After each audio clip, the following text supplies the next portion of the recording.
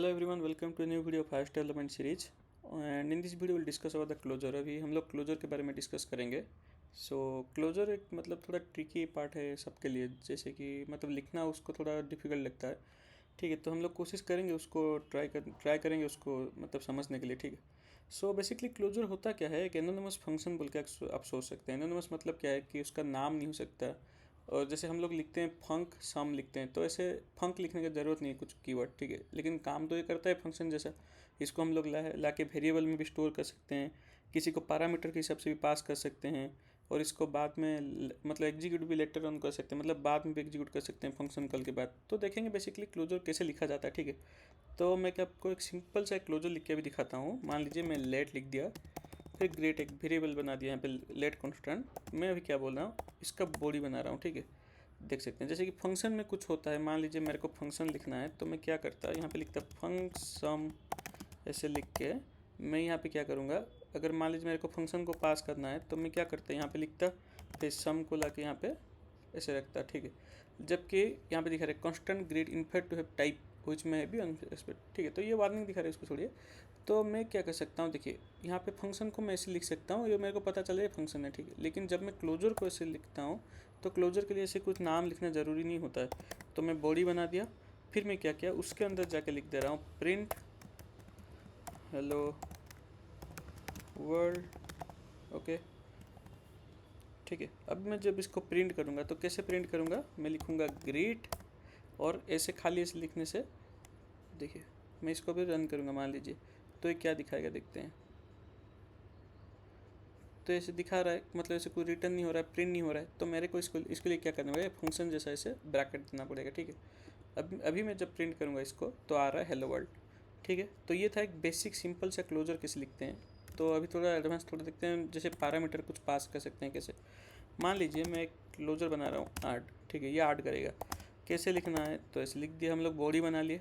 अभी मैं क्या बोलूँगा, इसको यहाँ पे मैं पैरामीटर एक्सेप्ट करूँगा. कैसे, अभी मैं लिखूँगा जो ए जो है हमारे जैसे फंक्शन में लिखते हैं इंट टाइप का होगा. ठीक है, बी जो होगा वो कौन से टाइप का होगा, इंट टाइप का. एक कीवर्ड में लिख रहा हूँ इन. ठीक है, क्लोजर में इन कीवर्ड इसलिए मैं यूज कर रहा हूँ ताकि पैरामीटर अभी जो नेक्स्ट जो रहेगा उसको मैं जो भी लिखूँगा उसको सेपरेट कर सके. ठीक है, अभी जब मैं लिखूँगा रिटर्न और फिर लिखूँगा ए प्लस बी, देखिए अभी क्या दिखा रहा है, कुछ एरर नहीं आ रहा है. लेकिन फंक्शन में होता तब तक एरर आ जाता है क्योंकि मैं यहाँ पे कोई रिटर्न टाइप में इंडिकेट नहीं कर रहा हूँ.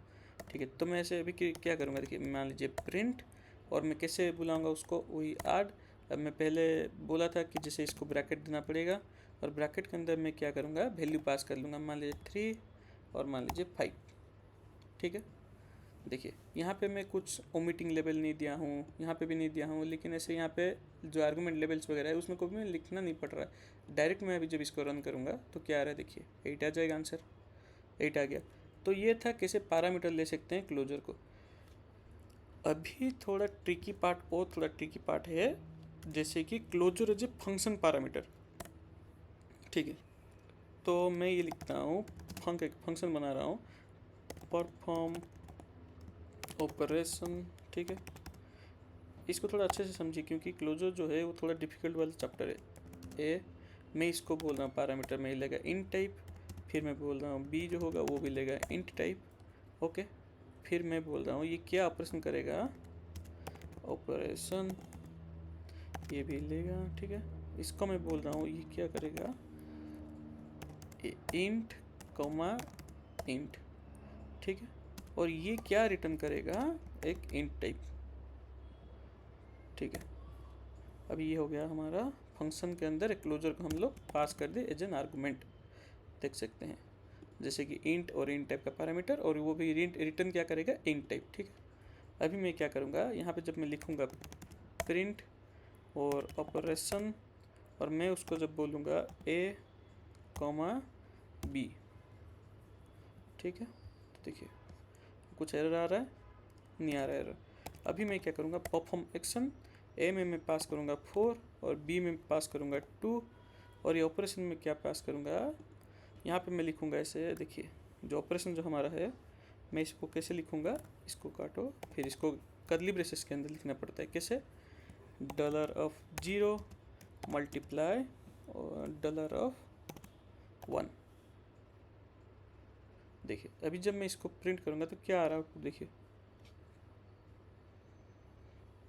8 आ रहा है, ठीक है। तो 4 टू मल्टीप्लाई किया जा रहा है यहाँ पे, और मैं यहाँ पे भेज रहा हूँ कि ये वाला एलिमेंट और वो दूसरा वाला एलिमेंट्स ये जाओ इधर, फिर यहाँ पे रिसीव किया बी को। यार ऑपरेशन जो है, ये ऑपरेशन के अंदर हम लोग क्लोजर को पास किए थे, ठीक है। सो फंक्शन के अंदर भी हमें एज ए पैरामीटर पास कर सकते हैं क्लोजर को। मतलब ये आप जब प्रैक्टिस करते जाएंगे, जिसको हम लोग अभी इसका टाइप्स भी है क्लोजर का, हम लोग जैसे देखेंगे स्केपिंग हो गया, नॉन स्केपिंग हो गया। सो हम लोग ट्राई करेंगे, उसको इस्तेमाल करेंगे, यूज करेंगे नेटवर्क कॉल पे। सो वो भी थोड़ा मतलब डिफ़िकल्ट है, ठीक है। और कैप्चर यहाँ पे क्या होता है, अब जो हमारा क्लोजर है ये क्या करता है, कैप्चरिंग वैल्यू लेता है। मतलब देखिए कोड लिख के मैं आपको दिखा रहा हूँ, क्योंकि ये सब कोड का ही पूरा खेल है, क्योंकि अगर कोड नहीं लिखेंगे तो आपको समझ नहीं आएगा। सो मैं क्या करता हूँ, एक फंक बनाता हूँ, फंक्शन मेक, मान लीजिए काउंटर, ओके। और ये रिटर्न करेगा हमेशा, देखिए ये हो गया क्लोजर। और मैं इसको बोल रहा हूँ ये क्या रिटर्न करेगा, इंट मान लीजिए, ठीक है। मैं बोल रहा हूँ अंदर जाके बॉडी के अंदर काउंट, और उसको मैं इनिशियलाइज कर रहा हूँ 0 से, और मैं बोल रहा हूँ उसको रिटर्न कर दो, क्या रिटर्न करो, काउंट प्लस इक्वल्स टू 1, ठीक है। और मैं इसको बोल रहा हूँ रिटर्न करो, क्या रिटर्न करेगा, काउंट, ठीक है। मैं क्या किया, एक फंक्शन बनाया मेक काउंटर, उसमें मैं ऐसे उसको रिटर्न टाइप बना दिया, जो कि रिटर्न टाइप देगा हमारा क्लोजर, और क्लोजर भी क्या रिटर्न करेगा, इंटीजर टाइप। और अंदर आके मैं क्या किया, काउंटर नाम का एक वेरिएबल बनाया जिसमें 0 असाइन किया। फिर वो क्या रिटर्न कर रहा है क्लोजर को, काउंट एक है जो उसको काउंट को इंक्रीमेंट करेगा और काउंट को वो रिटर्न कर देगा, ठीक है। अब मैं फंक्शन के बाहर आ गया पूरा, और मैं बोलूँगा मान लीजिए let counter equals to make counter, मैं फंक्शन को कॉल करके यहाँ पर स्टोर कर लिया। फिर मैं बोलूँगा मान लीजिए प्रिंट, क्या प्रिंट करना है, काउंटर, ठीक है। अभी इसको कॉपी कर लेते हैं, देखिए अभी क्या आएगा, देखिए यहाँ पे आएगा 1, यहाँ पे 2, वहाँ पे 3, 1 2 3 आ गया। कैसे, ये यहाँ पे जब मैं इसको फंक्शन को लेकर स्टोर किया, तो मैं जब प्रिंट कर रहा हूँ तो ये काउंटर मेक काउंटर के अंदर जा रहा है, ये क्लोजर रिटर्न करेगा। जो बाहर काउंटर हम लोग वेरिएबल बनाए उसमें 0 था, तो वो क्या रिटर्न करेगा, अभी काउंटर के अंदर जाएगा, उसको इंक्रीमेंट कर लेगा 1 से, और इंक्रीमेंट करने के बाद वो 0 बन जाएगा 1, फिर वो रिटर्न करेगा 1। फिर इस तरह से ये फिर से जाएगा, अभी 1 हो गया है, 1 फिर से यहाँ आएगा 2, 1 + 1 2 हो जाएगा, फिर वो रिटर्न करेगा 2, ऐसे ही चलते रहेगा। ये हो गया हम लोग कैसे एक फंक्शन में पास कर सकते हैं, मतलब एक क्लोजर को, ठीक है। एक फंक्शन में कैसे एक रिटर्न टाइप भी क्लोजर को हम लोग मतलब रिटर्न कर सकते हैं, ठीक है। सो ये था बेसिक्स ऑफ क्लोजर। और एक इम्पोर्टेंट है, जैसे कि बाय डिफ़ॉल्ट कोई भी पूछेगा कि मतलब क्लोजर कितने टाइप का है, तो क्लोजर देखिए दरअसल हम लोग बोल सकते हैं escaping, non escaping, trailing and auto closure. तो मोस्टली हम लोग यूज कर रहे हैं escaping and non escaping. Non escaping क्या होता है, बाय डिफ़ॉल्ट जो रहता है वो होता है नॉन एस्केपिंग क्लोजर।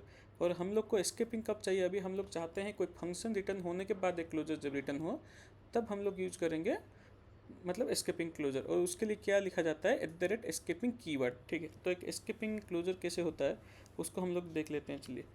मान लीजिए मैं लिख दिया var कंप्लीशन हैंडलर, इसका रियल यूज़ तो हम लोग आगे नेटवर्क कॉल में ही देखेंगे, ठीक है। कंप्लीशन हैंडलर, फिर मैं बोल रहा हूँ इसको, फिर इसके अंदर जाऊँगा मैं, और इसको मैं बोलूँगा एक क्लोजर बनाओ, और वो क्या रिटर्न करेगा, हमारा void, ठीक है। और वो मैं क्या बाहर बोल रहा हूँ, नल टाइप, ठीक है। तो इसको हम लोग वेरिएबल में स्टोर कर लिए। अब मैं क्या करूँगा, एक फंक्शन बनाऊँगा और बोल रहा हूँ डू समथिंग, फिर मैं उसके अंदर बोलूँगा मान लीजिए कंप्लीशन। ये अभी आपको समझ में नहीं आएगा, खाली मैं दिखाने के लिए एस्केपिंग कैसे लिखा जाता है, तो एस्केपिंग जो हमारा कीवर्ड है वो लिखना पड़ता है, ठीक है। फिर मैं क्या करूँगा, ऐसे क्लोजर, फिर वो क्या रिटर्न करेगा, हमेशा void, correct.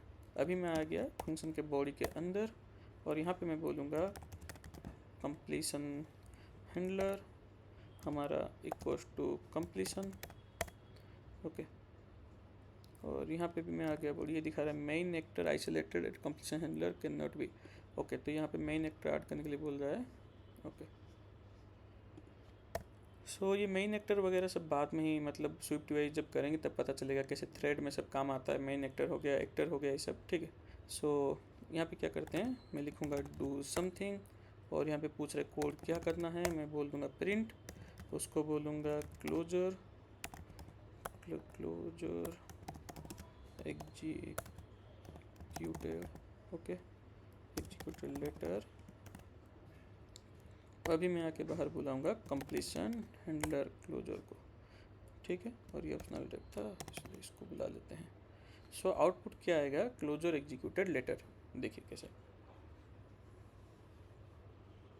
Closure executed letter, कैसे मैं यहाँ पे जब भी इसको बुलाया तो ये क्या अंदर गया, फिर यहाँ पे कंप्लीशन में इसको, ये कंप्लीशन को लेके गया, फिर कंप्लीशन यहाँ पे लिखा है डू समथिंग को हम लोग अंदर बुलाएं क्लोजर को, फिर वो क्या क्या है प्रिंट कर रहा है उसको, ठीक है, जो फंक्शन के अंदर एस्केपिंग क्लोजर है तो ये इसको प्रिंट कर रहा है क्लोजर एग्जीक्यूटेड लेटर। तो ये था हमारा लाइक बाय डिफ़ॉल्ट ऐसे भी नॉन एस्केपिंग रहता है, और इसका अच्छा खासा यूज हम लोग नेटवर्क कॉल में दिखाएंगे, इस नॉर्मल मतलब समझ में नहीं आएगा आपको कब इस्तेमाल होता है एस्केपिंग वगैरह, ठीक है। So till then study hard, thank you.